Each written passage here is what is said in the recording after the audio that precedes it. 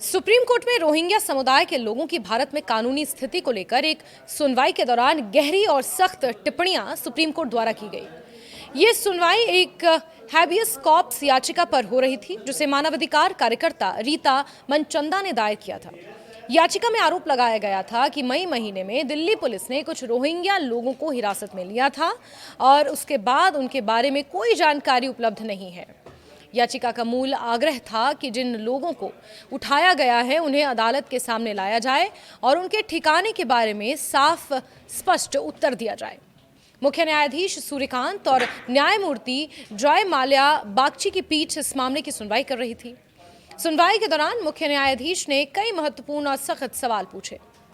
उन्होंने कहा कि अगर कोई व्यक्ति भारत में रहने का कानूनी अधिकार नहीं रखता और अवैध तरीके से सीमा पार करके देश में प्रवेश करता है तो क्या ऐसे व्यक्ति को देश लाल कालीन बिछाकर स्वागत करे। मुख्य न्यायाधीश का कहना है कि भारत की सीमाएं बहुत संवेदनशील हैं, खासकर उत्तर दिशा की सीमाओं पर लगातार खतरे बने रहते हैं।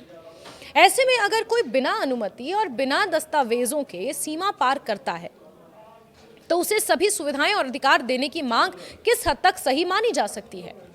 उन्होंने ये भी कहा कि भारत स्वयं एक गरीब देश है और यहाँ बड़ी आबादी अब भी बुनियादी सुविधाओं से वंचित है।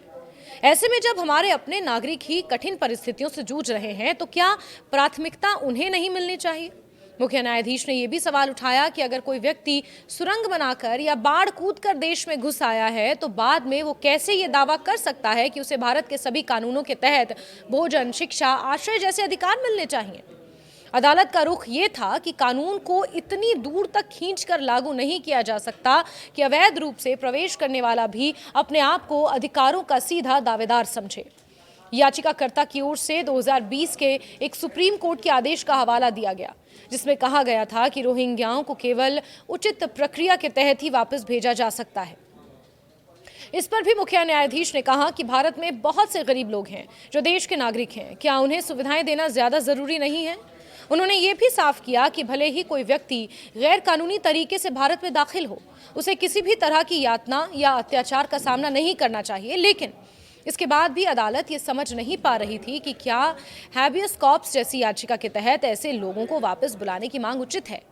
सुनवाई के दौरान केंद्र सरकार की ओर से उपस्थित सॉलिसिटर जनरल तुषार मेहता ने तर्क दिया कि ये याचिका किसी प्रभावित व्यक्ति द्वारा दायर नहीं की गई है और याचिकाकर्ता के पास इस मामले में कोई कानूनी अधिकार यानी कि लोकस नहीं है।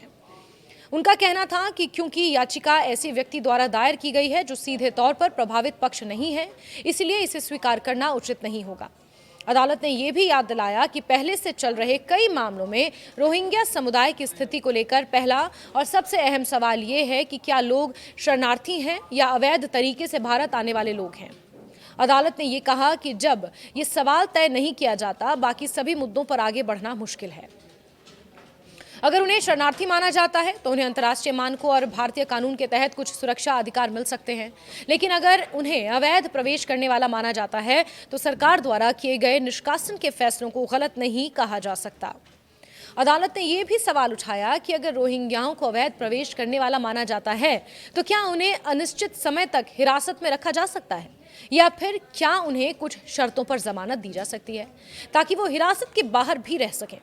ये मुद्दा इसलिए भी महत्वपूर्ण है क्योंकि कई रोहिंग्या परिवार विशेष शिविरों में रह रहे हैं और यहाँ मूलभूत सुविधाओं का अभाव है। अदालत ये जानना चाहती थी कि ऐसे शिविरों में पानी, स्वच्छता, शिक्षा जैसी जरूरी सुविधाएं मिल रही हैं या नहीं। इसके अतिरिक्त अदालत ने यह भी साफ किया कि अगर कोई व्यक्ति अवैध तरीके से भारत आया है तो क्या सरकार पर यह जिम्मेदारी है कि वो उन्हें उचित प्रक्रिया के तहत वापस भेजें, यानी कि क्या भारत सरकार कानूनी रूप से बाध्य है कि वो ऐसे हर व्यक्ति को उसके देश वापस भेजे और यदि हाँ तो किस प्रक्रिया के तहत। अदालत ने रोहिंग्याओं से संबंधित याचिकाओं को 3 हिस्सों में बांटा। एक, वो याचिकाएं जो सीधे रोहिंग्याओं से जुड़ी हैं, दूसरी वो जो इससे संबंधित नहीं है और तीसरी एक याचिका जो बिल्कुल अलग मुद्दे पर आधारित है। अदालत ने कहा कि इन तीनों समूहों की सुनवाई अलग अलग दिनों में की जाएगी ताकि हर मुद्दे पर ध्यानपूर्वक चर्चा हो सके। वहीं इससे पहले जब मई 2024 में कुछ याचिकाओं में दावा किया गया था कि 43 रोहिंग्या, जिसमें महिलाएं और बच्चे भी शामिल थे, उन्हें अंडमान सागर में छोड़ा गया ताकि उन्हें म्यांमार वापस भेजा जा सके, तब सुप्रीम कोर्ट ने उस समय भी कड़ी टिप्पणी की थी।